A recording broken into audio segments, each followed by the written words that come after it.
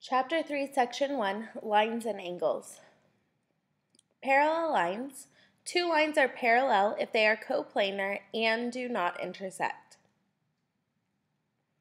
Skew lines are going to be two lines are skew if they are not coplanar and do not intersect.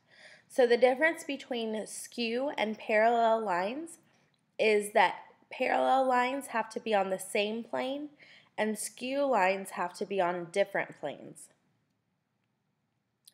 Parallel planes. Two planes are parallel if they do not intersect.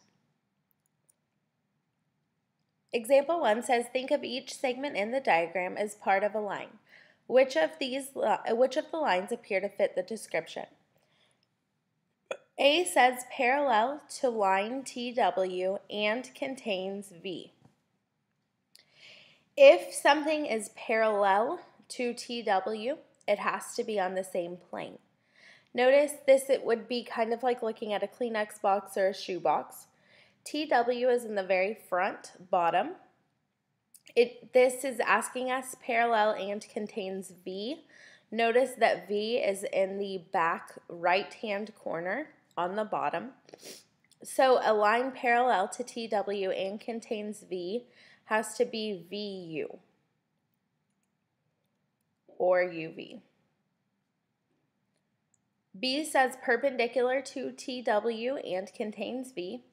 Remember, perpendicular means that it forms a right angle. This is a box, so all of our angles are right angles. Perpendicular and contains V would be line VW. Skew to TW and contains V. Remember, skew means that it is not on the same plane. So UV would not work again because it is on the same plane. If you look, skew would mean we could have RV or we could have SV. Both of those are skew. They're never going to intersect with TW, but they are, and they are not on the same plane. D says name the planes that contain V and appear to be parallel to TPQ. Remember, we name a plane by at least 3 non-collinear points. So TPQ is talking about the left side or the left side plane of this box. If you think about a box, the side that is opposite from it is always parallel. So the plane parallel to TPQ would be plane RVW. Now the other point on RVW is S, so you could have named it with SVW, SWR. There's lots of different ways to name it as long as it's 3 of those points. The parallel postulate says if there is a line and a point not on the line, then there is exactly one line through the point parallel to the given line. So if you notice, we have this gray line, and then we have this orange point. There's only one way that I can draw a line through that point and it be parallel to the given line.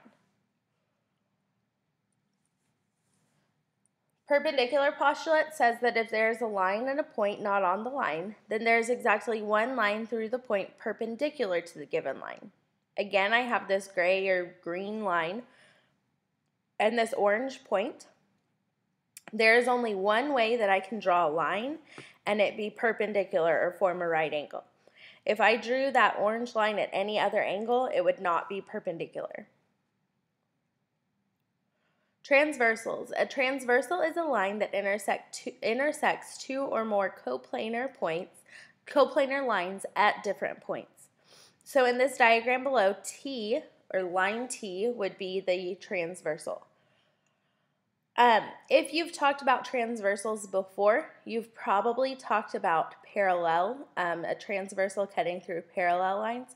Notice that the 2 lines that T is cutting through or is intersecting are not parallel.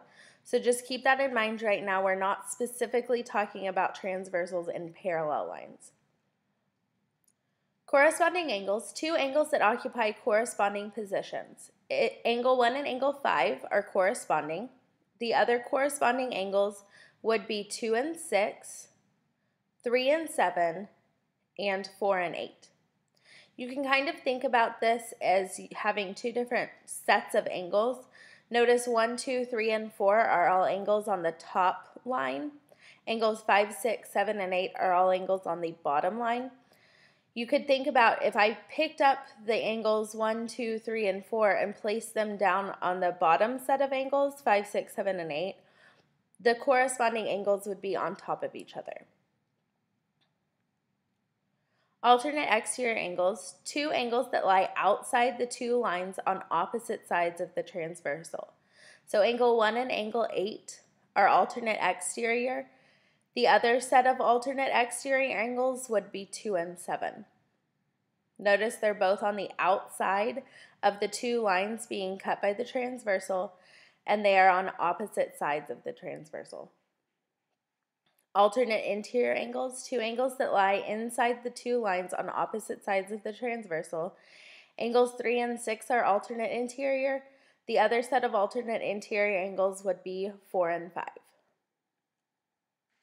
Consecutive interior angles, two angles that lie inside the two lines on the same side of the transversal. So angle 3 and 5 are consecutive interior. The other set of consecutive interior angles would be 4 and 6. Example, it asks us to list all pairs of angles that fit the description. Corresponding angles, we could have angle 1 and angle 3, angle 2 and angle 4, angle 5 and angle 7, and angle 6 and angle 8. The alternate exterior angles would be angle 1 and angle 8, and angle 5 and angle 4. Alternate interior would be 2 and 7, and 3 and 6. And the consecutive interior would be 2 and 3, and 6 and 7. The next example is asking me to list all pair of angles that fit the description again. This picture looks a little bit different. If you notice, my two lines that are being cut by the same transversal, the two lines are actually forming an angle, and they're actually on the left and the right side. Instead of the examples that we've looked at so far, the transversals cutting through two lines that are on the top and the bottom. So this picture looks a little bit different, but it's still a transversal. The angles that are corresponding would be 1 and 3, 2 and 4, 5 and 7, and 6 and 8. The alternate exterior angles would be 1 and 8, and 5 and 4. The alternate interior angles would be 2 and 7, and 3 and 6. And then the consecutive interior angles would be 2 and 3, and 6 and 7. Today's assignment is on page 132, numbers 10 through 26, 41 through 47, 50, 54, 60, and 61.